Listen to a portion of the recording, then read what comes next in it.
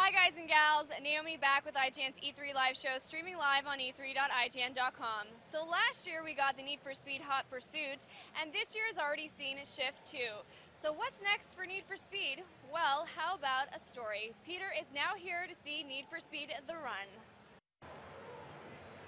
Hey everybody, Peter Eichmann's here with another segment of IGN Live. I am sitting here with Jason DeLong, an executive producer on the Need for Speed series, here to talk about The Run. So Jason, give us a quick rundown of what's changed, because it's big this year.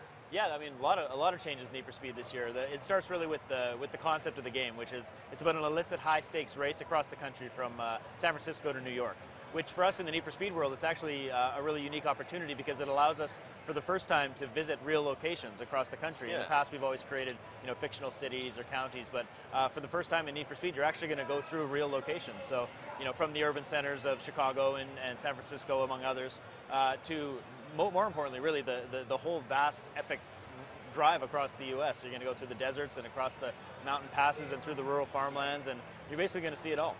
Okay, so since it's a real focus on story this time around, what is it that kicks off The Run? Yeah, the story of The Run is a story of a guy named Jack Rourke who's got a bit of a spurious past.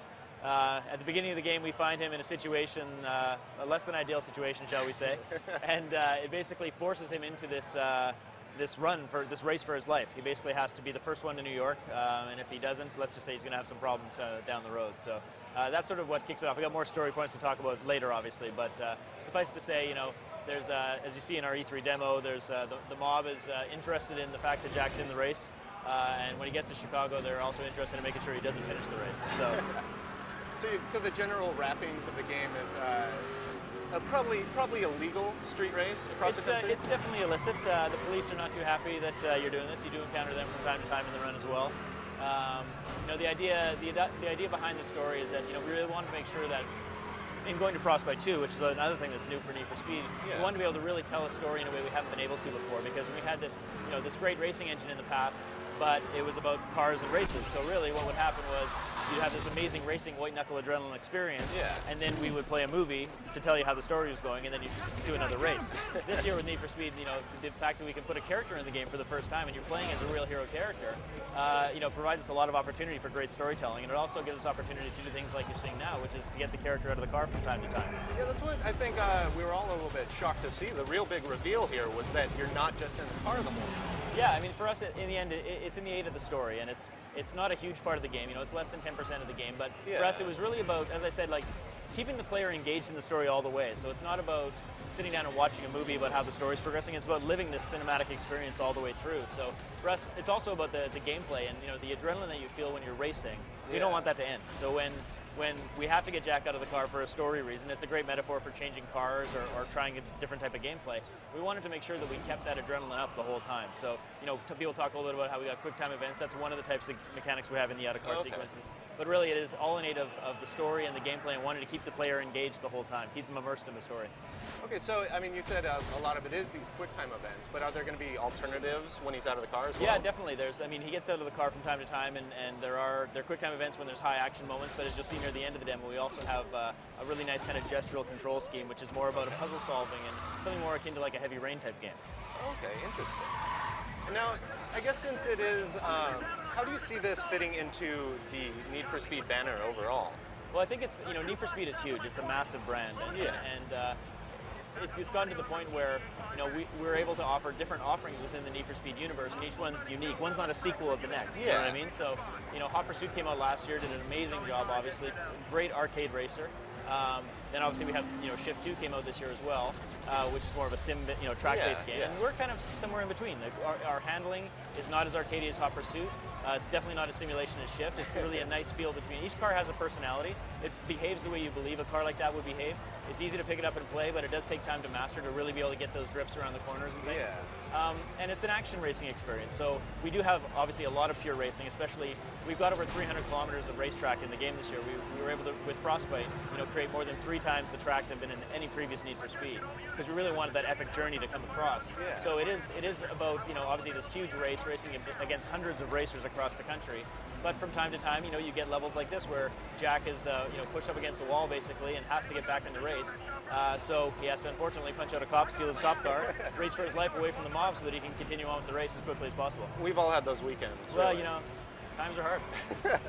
And I guess since so much part of it is the fact it's kind of following a racing storyline, what other kind of I guess you'd call them events, maybe? What kind of events are we going to see? Yeah, well, besides we do tease some stuff in our latest trailer, the Death from Above trailer. Going to Frostbite, there was a lot of reasons behind it, obviously. Like, it's a great artist tool. It gives us amazing visuals. You see, we're on PS3 here, and the game looks absolutely gorgeous. Killer audio, obviously. And, it wouldn't be Frostbite if it wasn't about destruction. So, you get some great world destruction. You just saw the helicopter there taking out those pillars. Yeah. It gives us the ability to, do a lot of rock'em sock'em smash up type racing. And you're going to see some stuff in the environment as well in later reveals, later levels that we show off where we're able to recreate some pretty amazing destructible environment things that happen during the course of the race that kind of keep the player on the edge of their seat. Yeah, and I guess kind of in addition to that, with the power of Frostbite 2, what other kind of things are we going to notice, either in the cars itself, the control, or the world around the cars? It's kind of all those things, right? Okay. It's the fact that we've been able to put an amazing physics system into Frostbite. We're partnering with our friends at DICE and creating what we believe is just the next generation engine on current gen platforms. From the world destruction to the visuals to quite frankly, to be able to put a character in a racing game for the first time. And it's not a case of, usually when you have a character car game, one of them suffers, right? But we're actually able to do both to incredible high quality, so we're really happy about that. Definitely, and I think it's been known or seen in a lot of ways that the Need for Speed series has really been about the cars. Mm-hmm. And you're saying that it falls in between Hot Pursuit's arcade and Shift's realism. Mm-hmm. But is any of this about kind of name brand cars, or is it more the style of car? Oh no, I mean, we obviously have a huge list of licensors that we work with on Need for Speed. You're going to see, we're not unveiling the car list yet, but you're going to see a very, very impressive car list in the run. One thing that we wanted to do, though, was make sure that each car had a bit of a personality. We use the word human a lot when we're developing the game, both from the story and the characters, but also the cars. So that's in the handling of the cars, making sure that they really do behave like you believe a car like that would behave. But also that each car is a bit unique. So a good example is in our Chicago demo, we could have put a standard Ford Mustang in the game, and that would have been great. I mean, it's a great, American muscle car. It really is, yeah. But what we decided to do was actually go to Shelby and put the Ford Shelby Super Snake Edition, which is a 750 horsepower version of the Ford Mustang. So we kind of followed that philosophy for almost every car you're going to see in the game. It's not just the one you can go and buy off the lot. It's a really kind of a rare edition of. Another example is, we have the BMW M3 in the game, but it's the BMW M3 GTS. There's only 425 of those in the world. So for gearheads, it's really cool because it's the type of car that you're never going to see in any other game, and you're not going to be able to experience anywhere else but in the run. Now, for the kind of people who do love cars, and when you think racing game, you think you're either going to earn or be able to purchase cars.